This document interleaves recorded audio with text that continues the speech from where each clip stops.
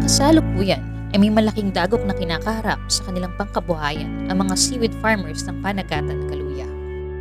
Patuloy kasing sinisira ng isdang danggit o rabbit fish ang mga seaweeds na pananim nila. Nanyaga sa inyong tanan, ako si Tito Tando, Municipal Agriculturist ng LGU Kaluya.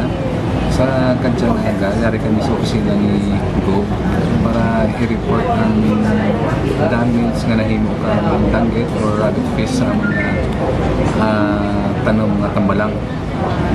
Sa amon initial na partial report, may napiktuhan nga 1,319 ka mga manungtanong pang seaweeds.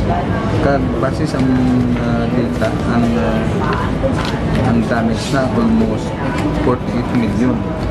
Kagaplano kami nga deklara kang state of calamity bangod nga grabe ang epekto na sa pamabuyan kang atong mga manungtanong.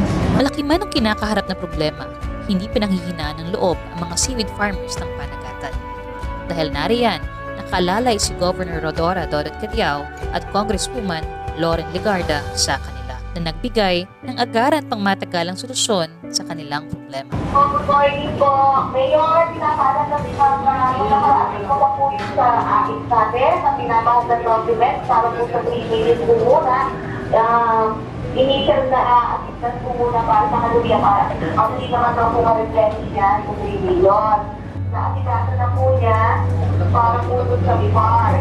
Pabibigyan po na si October at ngayon po, ayos na po na rin na magkaroon po na emergency employment ng mga seaweed farmers natin. I-coordinate lang po namin sa DOLE para po sa additional na DOLE to bad for Kaluya. Maliban sa pagbibigay ng worth 3 million pesos na AX o aid to individual in crisis situation sa 1,319 na magsasakang nalugi sa seaweed farming, sila din ay ilalagay sa priority list ng DOLE to PAD Cash for Work bilang pansamantalang hanap buhay nila. Simulan na rin ang koordinasyon sa BFAR o Bureau of Fisheries and Aquatic Resources para mabigyan ng pangmatagalang solusyon ang problema.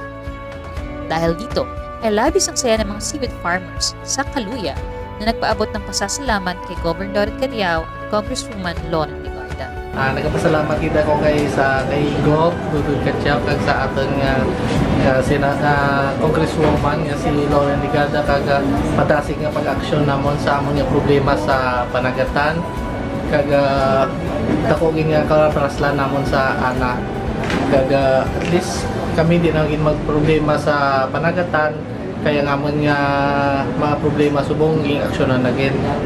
Salamat kami kay Amaw, Jiro Tandog, kay Lim, aking team, kay Governor, kay Suman Yon Biganda, sa pag-respond sa mas na kanyang bigatanan ng mga planters na live sa Panagatan Island na 100% din kapitado dito ang mga sales farmers nila. Durong-durong din salamat kay mga.